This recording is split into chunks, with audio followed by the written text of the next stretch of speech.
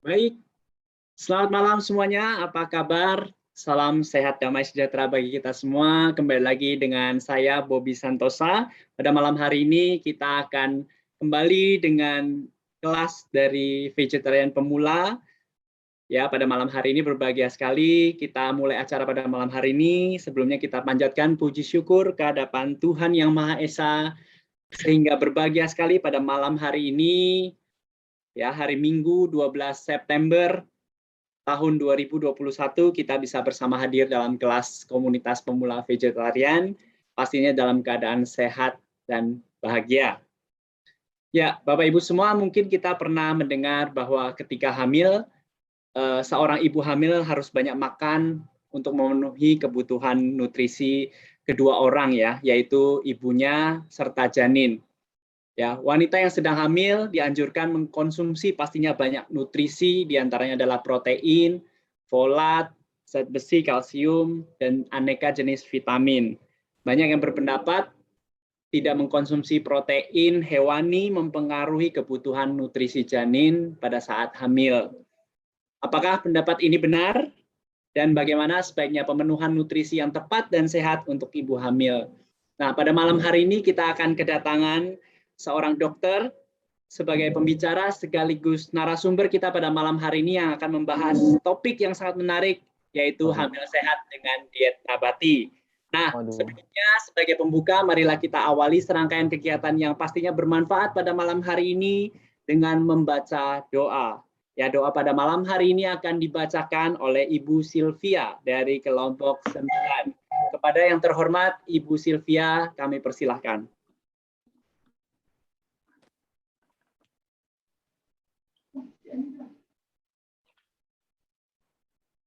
Selamat malam semuanya. Malam, Bu. Malam. Ya, bisa kedengaran ya? Bisa. Ya, mari kita sama-sama berdoa dulu sebelum acara kita dimulai. Menurut keyakinan masing-masing, saya baca menurut set ini ya. Doa bersama. Mari kita mulai. Alam dan segala isinya diciptakan melalui maha kasih dan maha keindahan Sang Pencipta. Kami menghargai kehidupan kami juga akan menghargai kehidupan makhluk lain. Kami mencintai kehidupan kami juga akan mencintai kehidupan makhluk lain. Kami melindungi kehidupan kami juga akan melindungi kehidupan makhluk lain. Dengan bervegetaris berarti kita hidup harmonis dengan semua makhluk dan alam. Semoga manusia dan makhluk lain hidup dalam kebahagiaan, keharmonisan, dan kerukunan bersama. Terima kasih. Baik, terima kasih Ibu Sylvia pada malam hari ini telah mengawali kegiatan kita pada malam hari ini dengan doa. Semoga kegiatan kita pada malam hari ini berjalan lancar dan semoga doa yang telah kita sama-sama sampaikan pada malam hari ini ya menjadi berkat bagi semua. Baik, sesaat lagi kita akan mendengarkan pemaparan mengenai topik yang sangat menarik, hamil sehat dengan diet nabati ya. Pada malam hari ini kita kehadiran Dr. Jimmy Panji Wirawan. Ya, beliau mengawali pendidikan kedokteran umum di Fakultas Kedokteran Universitas Indonesia tahun 2005 sampai 2007. Beliau juga menjalankan pendidikan spesialis obstetri dan ginekologi di Universitas Indonesia Fakultas Kedokteran tahun 2008-2012.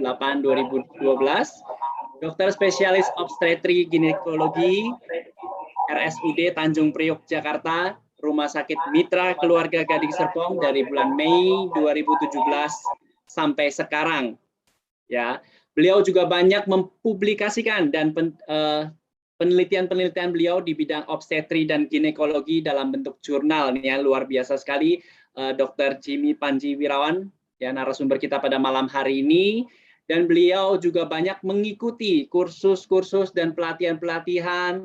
Beliau juga seorang public speaking, ya.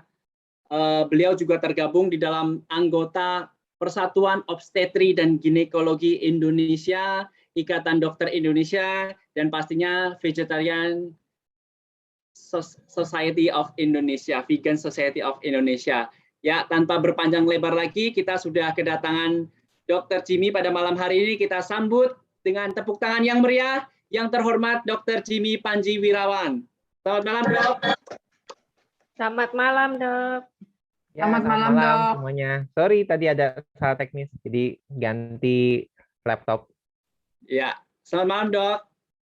Ya, selamat malam. Ya, Kedengeran? apa kabar, Dok? Kedengaran, Baik. Dok, jelas. Baik. Baik, tanpa panjang lebar lagi, waktu dan tempat kami persilakan. Bapak Ibu, jika ada pertanyaan boleh langsung ke kolom chat. Nanti setelah ini ada sesi Q&A yang mungkin saya akan bacakan.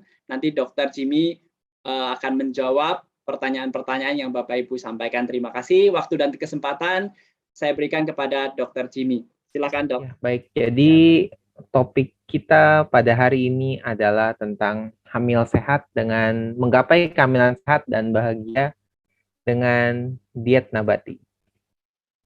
Jadi ini sih slide yang sudah lama. Jadi biasanya slide ini saya bawakan pada presentasi-presentasi persiapan kehamilan dengan diet nabati. Ya, kita lihat, kita mulai dari pasangan suami istri yang sebentar lagi akan menikah. Tentunya kita tahu bahwa tujuan pernikahan jelas selain untuk memperoleh pasangan hidup sehidup bersama-sama sampai hari tua, selanjutnya juga adalah memperoleh keturunan. Tentunya kita berharap tidak lama dari sejak pernikahan, kemudian kehamilan akan segera datang, sang buah hati juga segera datang. Begitu buah hati datang, menjadi anak yang lucu-lucu. Nah, ada beberapa hal yang perlu diperhatikan pada pasangan suami istri.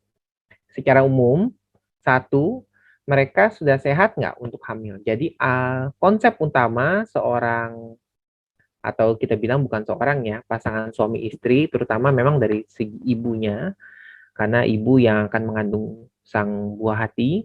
Yang pertama adalah kedua suami istri ini, mereka sehat nggak untuk hamil? Itu yang pertama. Mereka sehat tidak untuk hamil. Jadi kalau misalkan pasangan suami istri, terutama ibunya memiliki penyakit tertentu seperti penyakit diabetes, penyakit jantung, penyakit tiroid, atau amit-amit penyakit kanker, baiknya kondisi tersebut didiskusikan dengan dokternya agar kehamilannya itu tidak kebobolan, agar bisa dipersiapkan. Karena kalau misalkan seorang pasangan suami istri dengan kondisi tertentu, mereka belum menyiapkan kondisi biologis mereka untuk bisa sehat untuk hamil, kehamilannya kemungkinan besar akan bermasalah. Seseorang yang sehat, kalau hamil biasanya akan jadi sehat. Seseorang yang sakit, pada saat dia hamil, kehamilannya bisa bermasalah. Yang kedua, apakah keduanya sudah siap secara fisik maupun secara mental? Kalau buat ibunya sendiri, apakah dia sudah siap secara fisik selain dari segi kesehatan? Apakah dia sudah paham bahwa kehamilan akan membawa banyak perubahan pada tubuh dia? Yang tadinya dia kurus, tiba-tiba jadi besar, ada harus membawa beban yang sangat besar selama 9 bulan. Dan itu membawa banyak perubahan pada tubuhnya dia. Yang tadinya dia biasanya jalannya lincah, sekarang dia harus sedikit berhati-hati, dia tetap masih bisa olahraga. Namun tentunya seiring dengan makin membesar usia kehamilan, tentu makin sulit. Secara mental pun apakah dia sudah siap, perubahan kehamilan terutama pas awal-awal biasanya muntah muncul, dan itu tidak semua ibu hamil mampu melaluinya, mampu kuat secara mental, itu pasti bisa.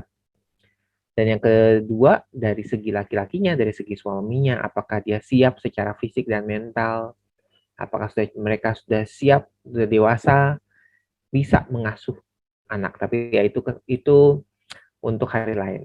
Nah, yang berikutnya, adakah kebiasaan tertentu seperti kebiasaan merokok, minum obat-obatan tertentu yang bisa mempengaruhi kehamilan? Dan apakah ada olahraga atau kerja fisik tertentu? Secara umum, olahraga itu bagus.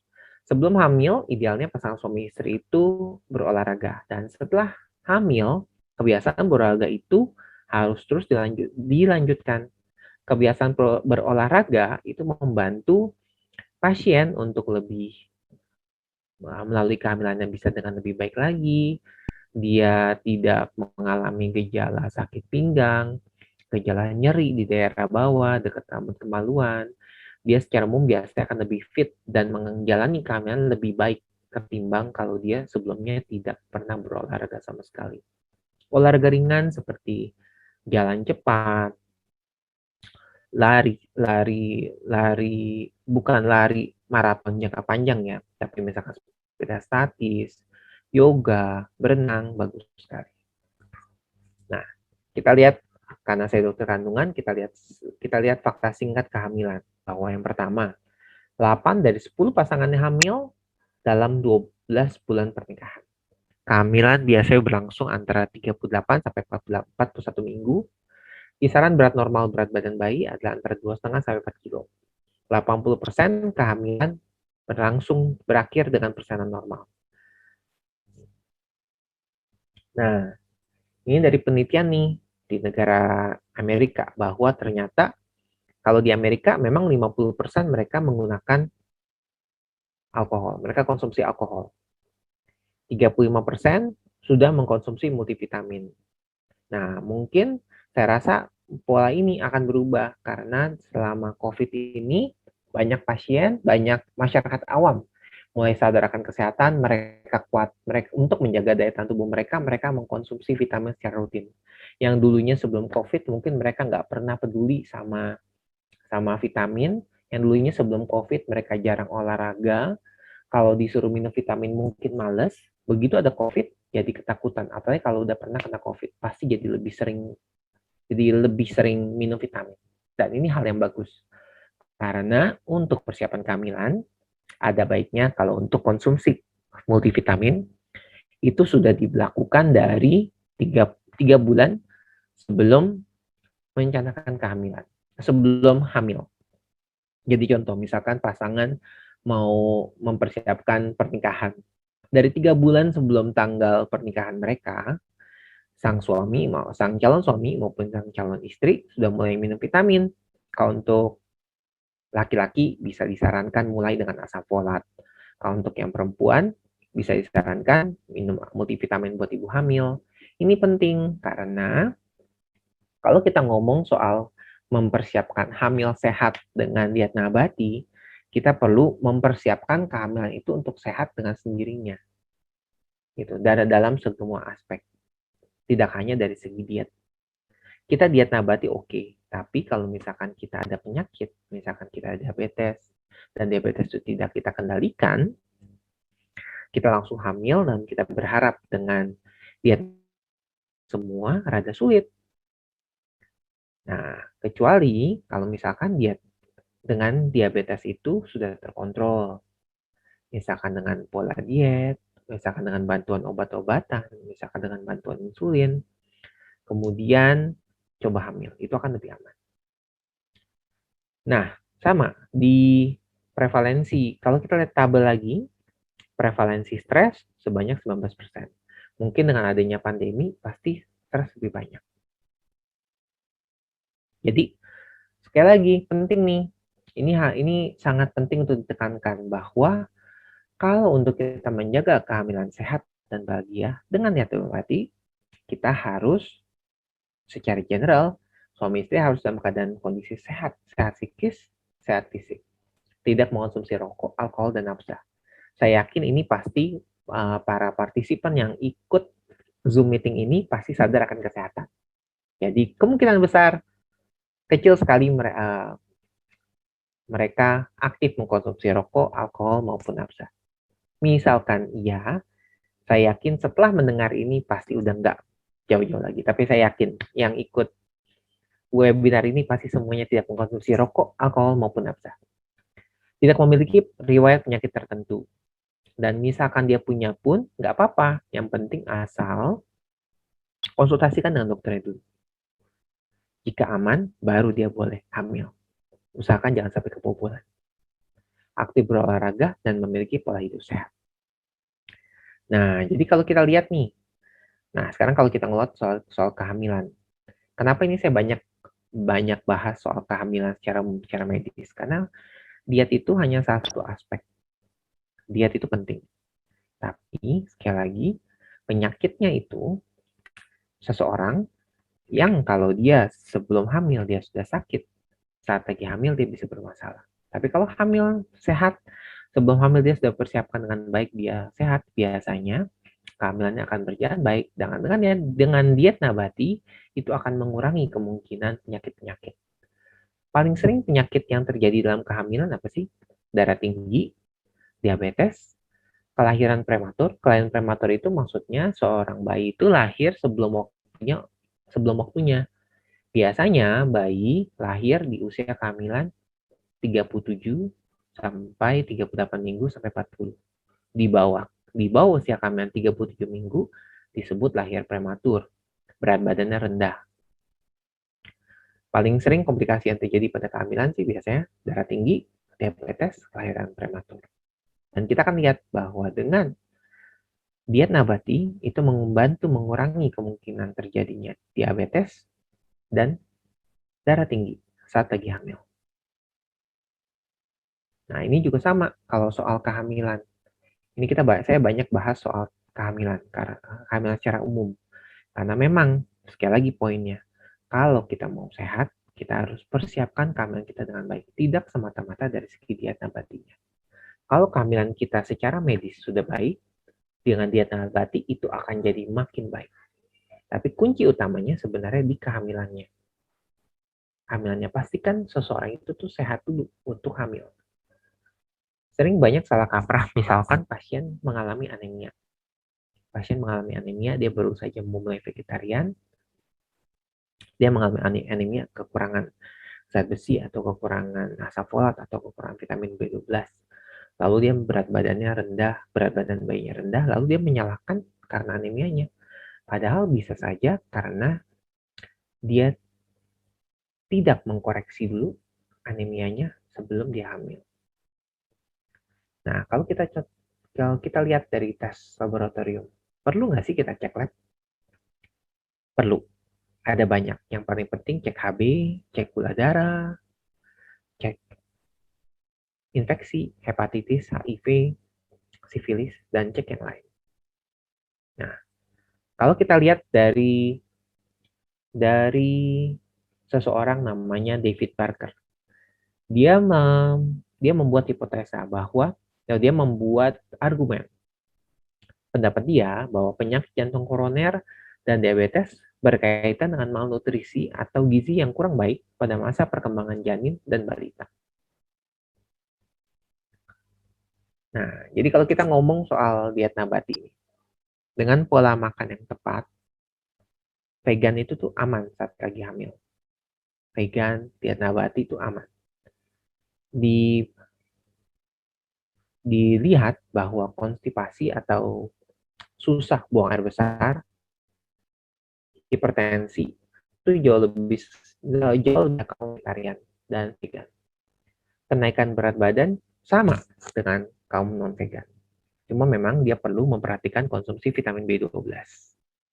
Dan kita lihat bahwa pada kaum orang yang mengkonsumsi diet nabati, konsumsi folat dan magnesiumnya sama seperti mereka non-vegan. Yang paling penting sebenarnya adalah kalau untuk vitamin B12, dengan kita mengkonsumsi tempe dan tahu dalam jumlahnya yang cukup, itu biasanya bisa memadai. Nah, kalau untuk berat badan hamil, saat lagi hamil, berapa sih kenaikan berat badan yang penting? Dilihat dulu dari sebelum hamil. Sebelum hamil, berapa sih BMI-nya atau indeks massa tubuhnya? Kalau misalkan dia normal, jadi gimana cara tahu kita indeks massa tubuh ini? Tinggi badan dibagi berat badan dibagi tinggi badan, kuadrat dari tinggi badan. Nanti dapat tuh. Atau banyak kalkulator indeks massa tubuh di internet. Kalau berat badannya dia range normal, dia bisa naik berat badan 11 sampai 16 kilo. Pengalaman saya sendiri dengan anak saya sudah dua anak saya, dua-duanya kami berdua diet nabati. Dan pada saat hamil anak pertama dan anak kedua saya, istri saya naik berat badan 18 kilo. Dan setelahnya dia kemudian turun lagi. Berat badan turun itu setelah melahirkan biasanya paling cepat kalau menyusui. Nah, Kalau soal vitamin, vitamin apa aja sih yang dibutuhkan? Yang jadi concern paling sering dari vegetarian adalah vitamin B12. Vitamin B12 itu butuhnya sedikit, hanya sekitar 2,6 mikro. Ini bisa dipenuhi dengan mengkonsumsi multivitamin. Multivitamin saat hamil dianjurkan, karena kita tidak tahu secara pasti bagaimana pola diet kita. Jadi, dengan mengkonsumsi multivitamin itu kita lebih aman. Itu yang pertama.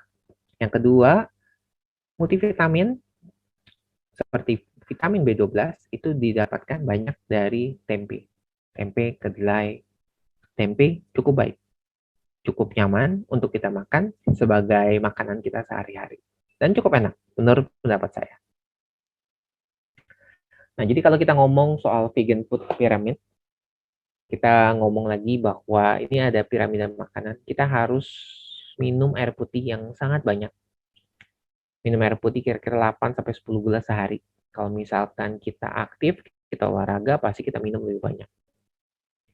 Terus kalau misalkan kita termasuk orang yang memakan sayuran, makan tuh 3-5 porsi sayuran. Pokoknya makan yang banyak, gak ada pantangan, gak ada batasan. Kita harus makan, kita bisa makan beras, makan nasi, kita bisa makan jagung banyak nih. Nah, terus kita makan seperti biji-bijian, dan yang paling terakhir, yang paling atas adalah kita makan lemak. Lemak kacang-kacangan, kita jangan terlalu banyak. Tapi kalau seperti biji-bijian, seperti kita makan kacang kedelai, kacang polong, kita makan tahu tempe, kita bisa makan 2-3 porsi dalam sehari.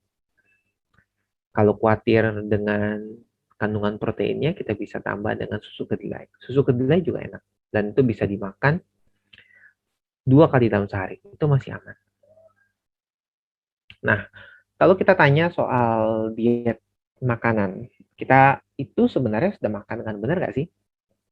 Jadi kalau kita, memang sih makanan-makanan seperti ini enak, tapi dia terutama lebih banyak porsi gorengannya. Gorengan bagus, tapi tetap gorengan yang terlalu banyak, itu kita kurang sehat.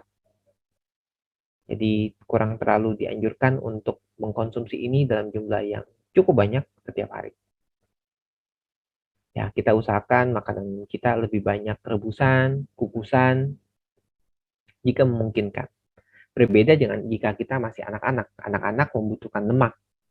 Namun di sini kan kita lagi fokus bicara pada orang dewasa yang lagi hamil.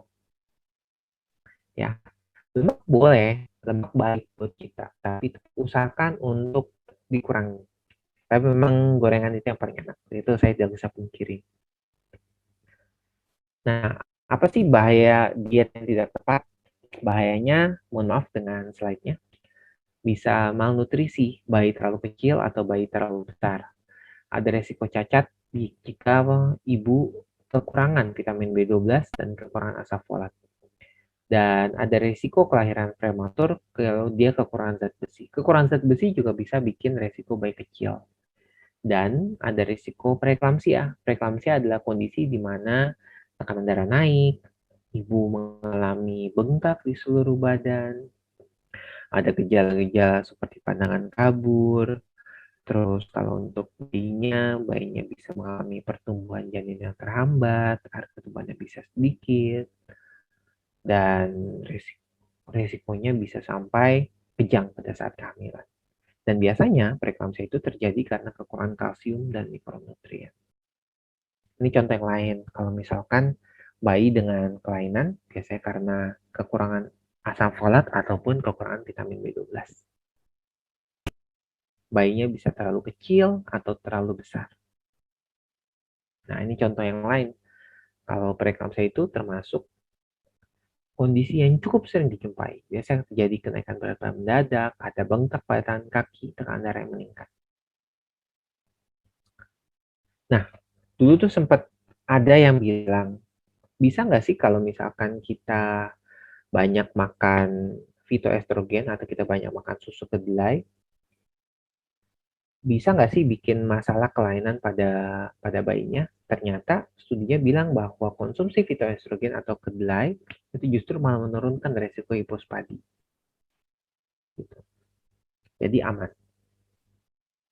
Nah, apa sih kiat hamil bagi mereka yang menjalani diet vegan?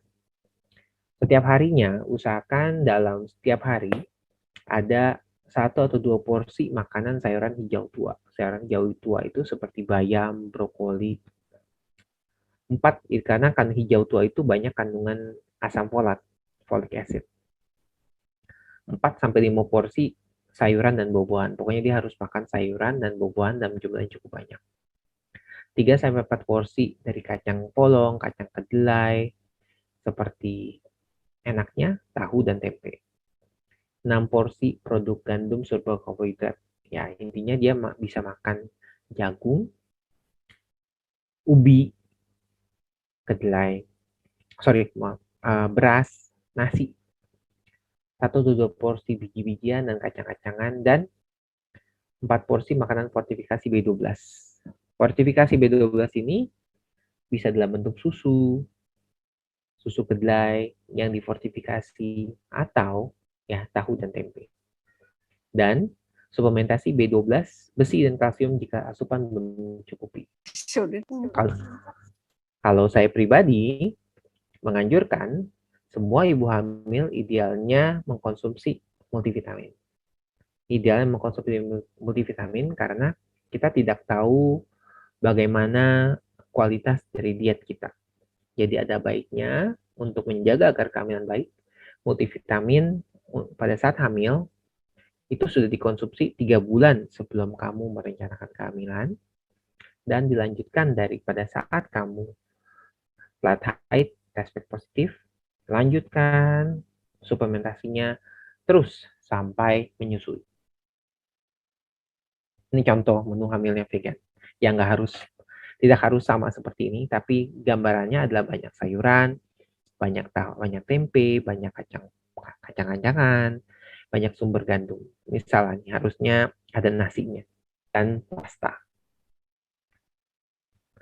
Nah, jadi kalau misalkan kita mau coba diet nabati, bisa nggak sih? Bisa. Gimana caranya?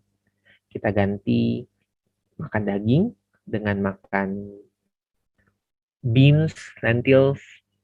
Ini yang paling gampang. Kalau kita ngeliat burger ini kan sebetulnya ada banyak plant-based burger. Jadi itu cukup banyak untuk jadi pilihan. Kalau susu sapi, kita bisa ganti jadi susu yang non-dairy. Kalau buat telur, kita bisa ganti dengan tahu. Kalau buat ikan, kita bisa ganti dengan whole grain. Whole grain banyak. Kita bisa ganti dengan nasi, kita bisa ganti dengan quinoa. Nah, ini contoh menu makanan yang saya lakukan sendiri waktu pas saya di Lampung. Waktu pas saya di Lampung, ini biasanya porsi untuk sekali makan. Memang cukup banyak, karena saya waktu itu cukup aktif.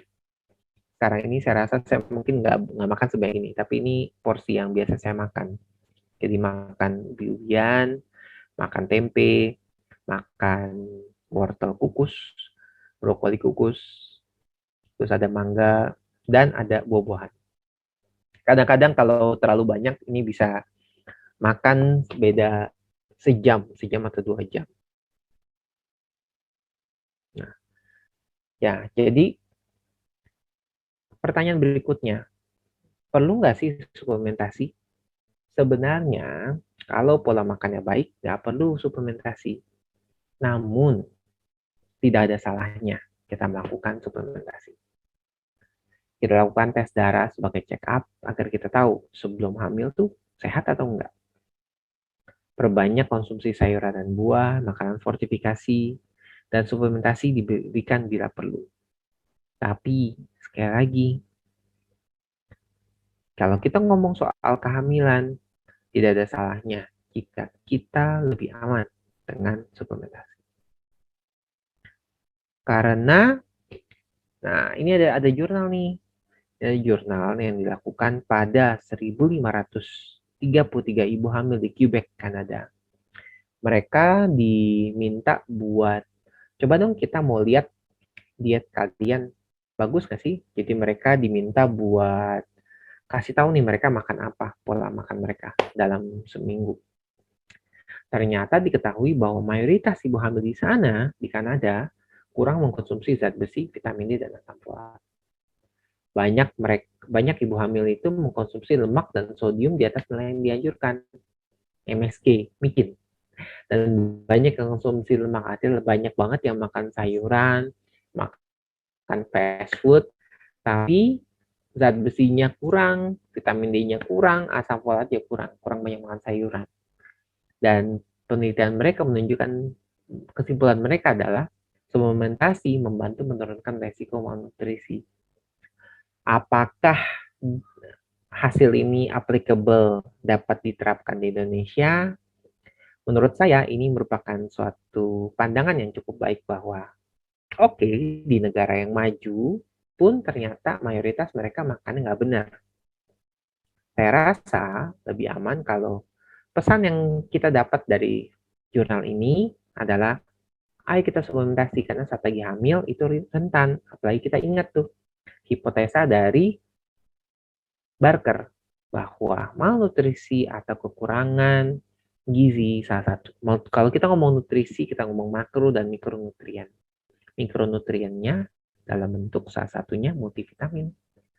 Multivitaminnya kurang bisa berisiko ke arah masalah di kedepannya. Jadi tidak ada salahnya, sangat baik kita lakukan suplementasi. Ya. Ini salah satu contoh menu makanan yang saya lakukan pada saat kami sekeluarga, saya dan istri dan calon buah hati saya, waktu itu anak saya, waktu itu istri saya hamil saat kami di Jepang, saat saya belajar ke Jepang. Dan mereka di Jepang itu mereka sangat enak karena mereka ada natto. Natto itu seperti kedelai yang difermentasi. Saya belum ketemu nih natto di Indonesia. Kalau ada yang jualan kalau ada yang jual natto, saya tolong kasih tahu saya mau beli. Mereka di sono ada tahu yang bisa kita beli, jadi bisa ini cukup fulfilling, dan ini bisa menjadi salah satu apa menurut saya cukup lengkap karena ada tahunya, kulit tahu, ada kacang-kacangannya, ada kacang kedelainya, natto, ada rumput lautnya juga yang kaya akan vitamin B12. Ini ada sayurannya juga. Ini wortel ini. Wortel. Ini salah satu makanan yang lain yang juga sama. Ini satu porsi ini buat saya makan sama istri. Jadi ada ini soba. Soba tuh kalau kita masuk dalam golongan pasta, terus ada kacang polongnya, ada jagungnya, ada sayurannya, jadi banyak full. Nah, kalau kita ngomong soal diet, yang kita ngomong soal olahraga. Olahraga penting nggak sih? Penting. Olahraga aerobik, fitness, stretching 3 kali seminggu saat hamil menurunkan resiko sakit jantung, resiko darah tinggi dan bayi besar. Ini videonya mohon maaf nggak ada. Ini video saya dan istri saya lari saat istri saya lagi hamil anak pertama kami. Ini waktu pas saya sama istri saya, waktu pas kami di Jepang, pun, dan pada saat di sini pun kami sering banget pergi ke pasar, ini susu kacang, ini kita lagi beli tempe. Ini pada saat istri saya lagi hamil 7 bulan, saya suruh sepeda statis. Saat lahir, anak pertama kami lahir dengan berat badan 3,7 kilo. Nah, ini anak pertama kami. Dan anak kedua saya lahir 3 kilo. Dua-duanya hamil dengan diet nabati. Cukup besar. Dan sekarang anak saya sudah 4 tahun dan 2 tahun. Jadi kesimpulannya adalah rencanakan kehamilan dengan baik. Perencanaan makanan secara tepat sangat penting. Secara umum, saya bilang dari pengalaman saya pribadi, dari jurnal saya baca, diet nabati dan kehamilan dapat dilakukan. Namun yang pasti itu penting. Sebelum hamil, pastikan tidak ada masalah. Kamu sehat. Paling sering kelainannya adalah anemia. Jadi pastikan anemianya tidak ada, pastikan dietnya oke, dan lebih baik lagi 3 bulan dari sebelum merencanakan kehamilan, 3 bulan, dan minum vitamin dulu tuh. Dan pada saat telat haid, respect, kalau misalnya positif, lanjutin vitaminnya, dan cek. Oke, kira-kira itu saja. Ada pertanyaan? Ya, sudah selesai. Ya, baik dok. Terima kasih paparannya pada malam hari ini. Ada beberapa pertanyaan dok dari peserta webinar pada malam hari ini. Yang pertama dari Ibu Fani ya, Sumatera Barat. Dok, saya pernah ada riwayat. Jauh sekali. Pernah ada riwayat anak pertama pendarahan. Mulut rahim dekat dengan Miss V. Jadi saya menjalani proses penjahitan mulut rahim selama kehamilan. Dan mendekati masa melahirkan, penjahitan tersebut dibuka supaya anak bisa dilahirkan normal. Tapi Tuhan berkata lain, saya mesti dioperasi. Dan anak saya sekarang sudah umur 3 tahun. Saya diizinkan Tuhan lagi untuk bisa memiliki anak dan baru berjalan 5 minggu. Yang saya khawatirkan saat ini mengenai rahim saya, dok. Adakah makanan atau sayuran yang bisa menguatkan rahim serta mencegah pendarahan? Serta posisi tidur yang bagaimana yang bisa mencegah perut kram atau tegang. Dan pada saat ini saya merasakan perutnya terasa tegang, nyeri, buat cemas dan takut. Mohon bantu pencerahannya, dok. Terima kasih, dok. Oke, baik. Siapa maaf tadi? Fani, dok, dari Sumatera Barat. Ya, Ibu Fani dari Medan ya? Ya. Sumatera Barat dong. Dok, oh, dari Padang. Sumatera Barat. Wah, jauh sekali. Ya, salam kenal. Dengan Zoom kita jadi bisa se-Indonesia. Bagus sekali. Salam kenal Ibu Fani. Semoga kehamilannya baik. Jadi, yang Ibu tanyakan itu kalau istilah medis namanya inkompetensi serviks. Sebenarnya tidak berkaitan dengan diet nabati, tapi lebih ke arah masalah pada kehamilan secara umum. Inkompetensi serviks atau kalau kita lihat di ini saya masih screen share ya. Ya, masih dok.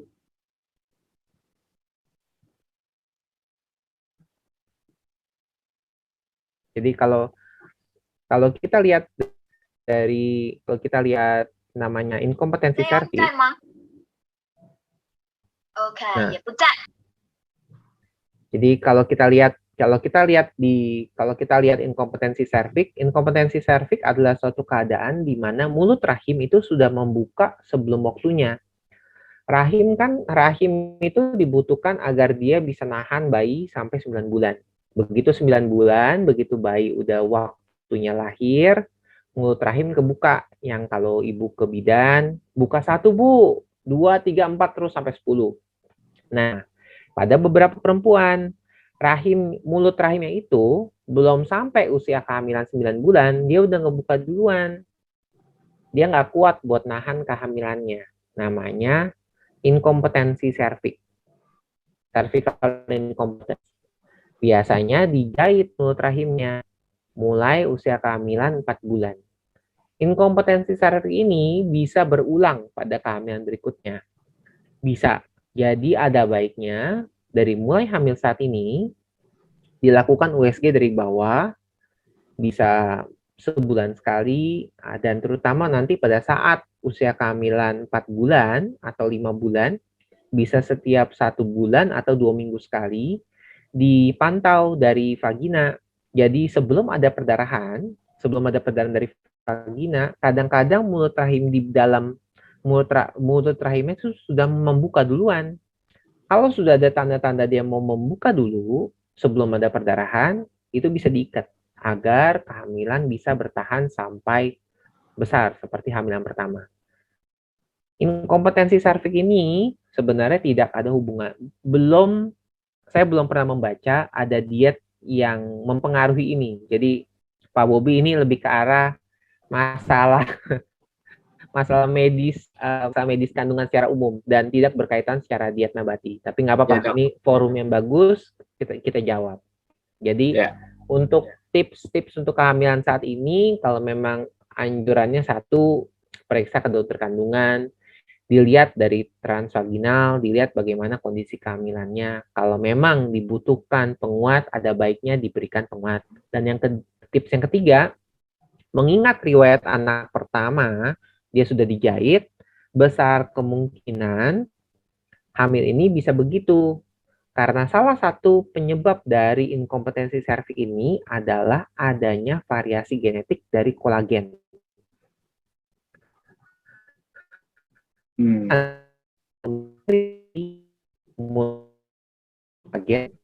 Dan ada variasi kolagen pada pasien ini, mungkin pada Ibu Fani juga, saya kurang tahu. Variasi genetik itu membuat kalau setiap kali hamil, kemungkinan bisa begitu lagi. Kemungkinan berulangnya besar.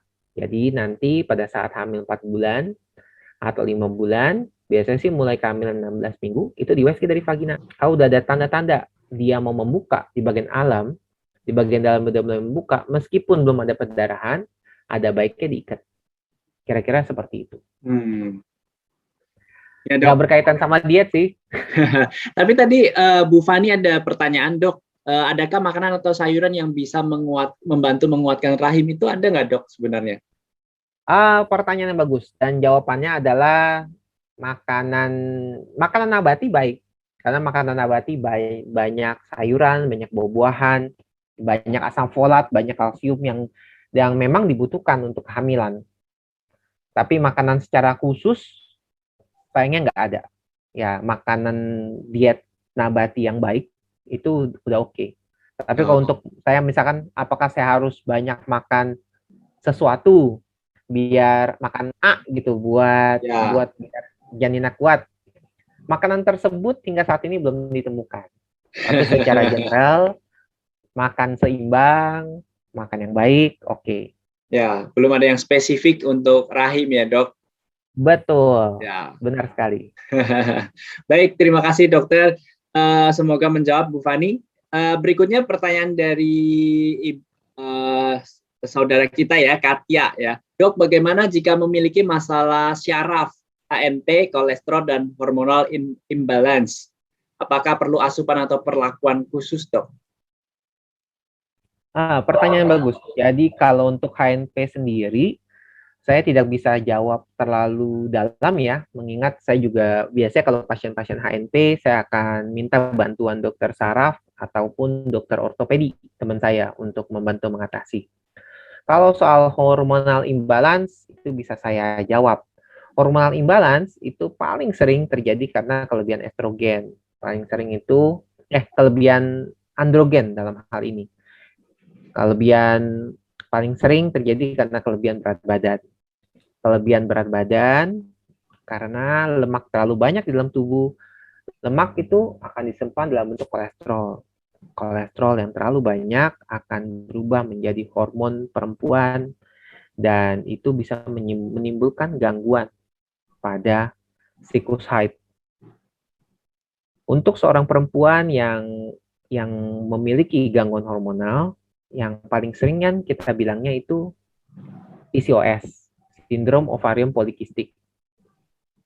Biasanya tanda-tandanya dia haidnya nggak sebulan sekali tuh, bisa 3 bulan sekali, 4 bulan sekali. Berat badannya biasanya berlebih. Ada gejala-gejala gangguan hormon yang lain seperti peningkatan hormon androgen atau hormon laki-laki. Dia ada jerawat banyak, dia kadang-kadang ada jenggot atau ada kumis halus. Dan dia kadang-kadang ada pertumbuhan rambut dan di kaki, di ketiak, atau di tangan. Itu tanda-tanda bahwa hormon androgennya meningkat. Kalau misalkan dia ingin, tergantung tujuannya. Kalau misalkan dia tujuannya ingin siklus haidnya teratur, yang paling bagus adalah dia mulai menata dietnya. Biasanya mulai mengurangi konsumsi lemak, memulai lebih banyak makan sayuran, lebih banyak makan sumber protein yang bisa membantu dia dalam membuat agar dietnya baik. Yang paling gampang, dia coba bantu menurunkan berat badan. Usahakan minimal kalau untuk berat badan dia turun kira-kira 5-10% aja, nggak usah jauh-jauh. Kalau bisa turun 5 kilo aja. atau 2 kilo, 5 kilo. Biasanya turun 5 kilo atau 2 atau 3 kilo saja, itu dia mulai ada perubahan tuh. Yang biasanya siklus haidnya bisa 3 bulan sekali, begitu dia berat badan turun jadi 4 kilo, turun 4 kilo, turun 5 kilo, haidnya bisa sebulan sekali. Itu yang pertama. Lalu yang kedua, kalau misalkan dia sedang berusaha untuk hamil, biasanya seiring dengan berat badan turun, haid akan normal, dan saat haid normal dia bisa hamil sendiri. Kalau buat mereka yang memiliki gangguan hormonal dan memiliki jerawat, biasanya dengan mereka menurunkan berat badan, biasanya jerawatnya bisa berkurang. Kecuali kalau mereka yang sudah mengalami masa jerawat dan sudah cukup panjang, mungkin bisa dibutuhkan bantuan obat-obat jerawat. Kalau untuk pertumbuhan bulu sendiri, kalau misalkan pasien dengan gangguan hormonal dan mereka ada gangguan di pertumbuhan rambut yang berlebihan, biasanya dibutuhkan obat-obat khusus, Pak Bobi. Itu harus konsultasi dengan dokter kandungan. Baik, semoga menjawab ya, Saudari Katia ya pertanyaannya pada malam hari ini tentang ini apa hormonal imbalance tadi ya dok. Kalau tentang syaraf mungkin nanti dokter lebih ke dokter syaraf ya dok, lebih detail ya dok. Iya. Baik, kalau ada pertanyaan lagi, dok, bagaimana cara penderita tiroid menjalankan plant-based diet, lalu sayuran, buah-buahan, atau biji-bijian apa yang bisa mengurangi sakit pengapuran, dok? Ada pertanyaan dari Anas ya, dari kelompok 9.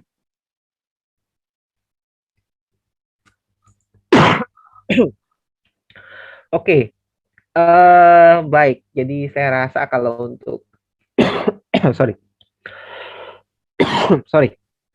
Ya, jadi kalau untuk pertanyaan mengenai masalah tiroid sendiri, kalau untuk tiroid sebenarnya yang paling penting adalah konsumsi obat sih Mas, Pak Bobi.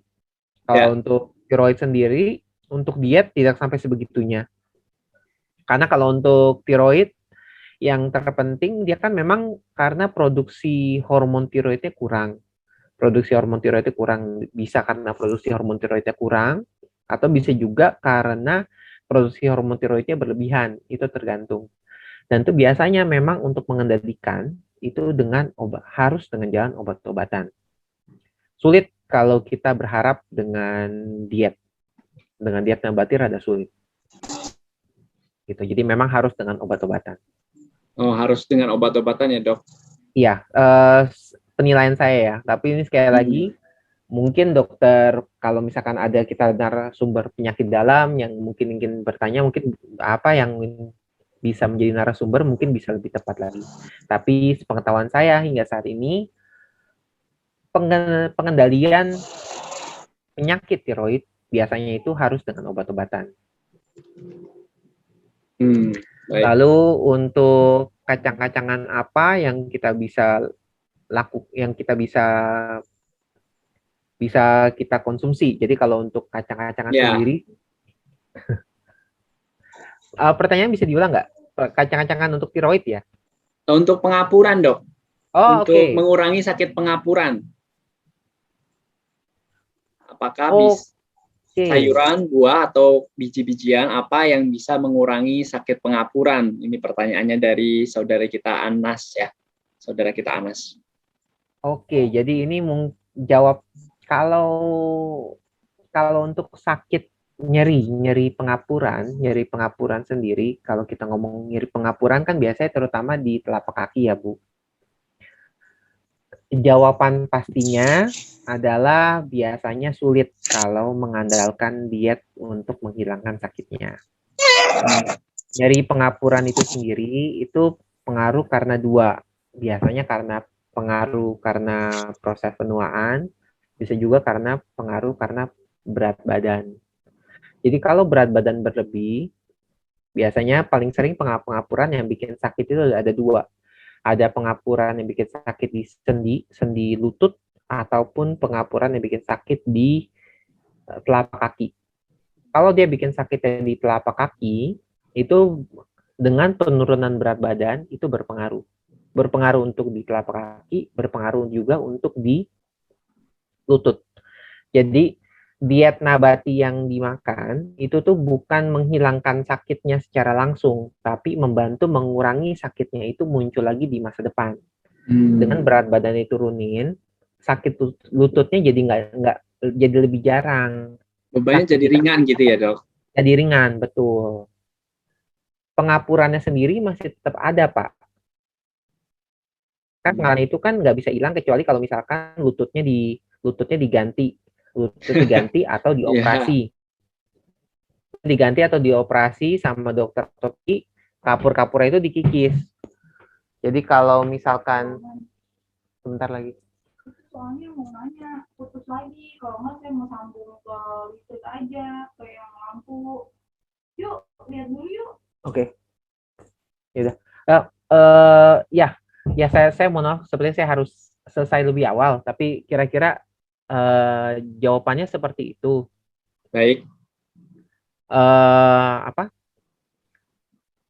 Jadi untuk pengapurannya sendiri sulit untuk hilang dengan nyerinya sendiri sulit untuk hilang dengan mengandalkan dari diet, tapi untuk membantu mengurangi nyeri itu muncul lebih awal di kemudian hari, biasanya dengan penurunan berat badan akan sangat membantu. Ya, mohon maaf nih Pak, saya tampaknya harus selesai lebih awal karena saya baru dapat telepon, saya harus ke rumah sakit. Oh, baik Dok.